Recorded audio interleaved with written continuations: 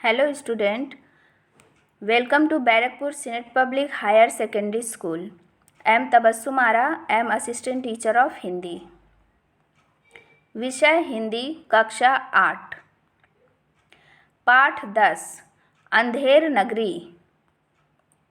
पाठ परिचय। प्रस्तुत एकांकी दृश्य काव्य की एक विधा है जिसमें एक अंक में कोई बात कही जाती है। प्रस्तुत पाठ जिसका नाम अंधेर नगरी है, यह नाटक का एक अंश है जिसमें मूर्ख राजा के कारण होने वाली घटनाओं का बड़े ही मनोरंजक रूप से उल्लेख किया गया है। लेखक का नाम भारतेंदु हरिश्चंद्र। नाटक के मुख्य पात्रों के नाम राजा, मंत्री, कोतवाल, सिपाही, महंत, गोवर्धन दास, नारायण दास, फरियादी, कल्लू मियाँ, कारीगर, चूने वाला, भिश्ती, कसाई, गरेड़िया। पाठ का सारांश। पहले दृश्य में बाजार लगा हुआ है। सभी दुकानदार अपना अपना सामान टके सेर के भाव से बेच रहे हैं। महंत अपने शिष्य गोवर्धन दास का इंतजार कर रहे हैं क्योंकि वह भिक्षा लेकर अभी तक नहीं लौटा था। तभी गोवर्धन दास आ जाता है। आज उसे भिक्षा में जो मिला था उसी से वह ढेर सारी मिठाइयाँ खरीद कर लाया था। महंत के पूछने पर कि यह कौन सी नगरी है, यहाँ का राजा कौन है, गोवर्धन दास कहता है कि यह है अंधेर नगरी, चौपट राजा, टके सेर भाजी टके सेर खाजा। महंत कहते हैं कि जहाँ पर कपूर से लेकर कपास तक सब एक ही भाव मिलता है, ऐसा देश देश नहीं कुदेश है। ऐसे देश में हमें बिल्कुल भी नहीं रहना चाहिए। सो बच्चा यहाँ से चलो। महंत की बात सुनकर नारायण दास उनके साथ चला जाता है, परंतु गोवर्धन दास वहीं रह जाता है और उनके जाने के बाद बैठकर मिठाई खाने लगता है। दूसरे दृश्य में राजा ऊंचे सिंहासन पर बैठे हैं। थोड़ी देर में एक फरियादी दुहाई देता हुआ आता है। वह कहता है कि कल्लू मियाँ की दीवार गिरने से मेरी बकरी दबकर मर गई। राजा सेवक से कहते हैं कि जाओ दीवार लेकर आओ। मंत्री कहता है, नहीं महाराज, दीवार तो नहीं लाई जा सकती। महाराज कहते हैं, दीवार को छोड़ो, कल्लू मियाँ को पकड़ो। महाराज कल्लू मियाँ को फांसी की सज़ा सुना देते हैं।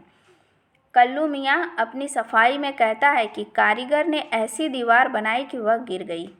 कारीगर कहता है, चूने वाले ने ऐसा बोदा चूना बनाया कि दीवार गिर गई।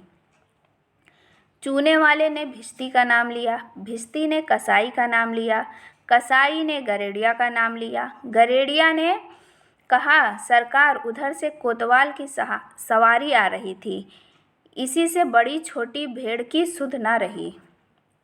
अब कोतवाल पकड़कर लाया जाता है। मंत्री सोचता है कहीं यह बेवकूफ़ राजा नगर ही न फूंक दे। वह कोतवाल से कहता है, तुमने धूमधाम से सवारी क्यों निकाली। राजा कोतवाल को फांसी का हुक्म सुना देता है। तीसरे दृश्य में गोवर्धन दास बैठकर मिठाई खा रहा होता है। इतने में दो सिपाही आकर उसे फांसी देने के लिए पकड़ लेते हैं। गोवर्धन दास घबरा कर पूछता है, मैंने किसके प्राण लिए हैं। दूसरा सिपाही बोलता है, बात यह है कि राजा ने कल कोतवाल को फांसी की सज़ा सुनाई थी, लेकिन उसकी गर्दन पतली है और फंदा बड़ा होने के कारण किसी मोटी गर्दन वाले को फांसी पर चढ़ाना होगा, नहीं तो न्याय कैसे होगा। सिपाही की बात सुनकर गोवर्धन दास को गुरुदेव की याद आ जाती है। तभी महंत वहां उपस्थित होते हैं। वह सिपाही से कहते हैं कि तुम लोग जरा हटो, मैं अपने शिष्य को अंतिम उपदेश देना चाहता हूँ।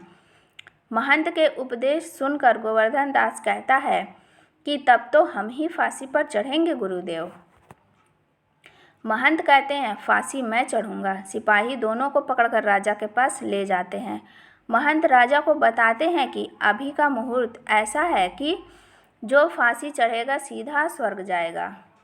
महंत की बात सुनकर मंत्री, कोतवाल, गोवर्धन दास सब के सब कहते हैं कि तब तो फांसी मैं ही चढ़ूँगा। अंत में राजा बिगड़कर कहता है, चुप रहो तुम सब। राजा के रहते और कौन स्वर्ग जाएगा, मुझको फांसी चढ़ाओ। राजा को सिपाही फांसी के लिए ले जाते हैं।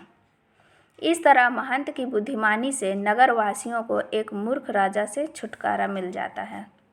धन्यवाद।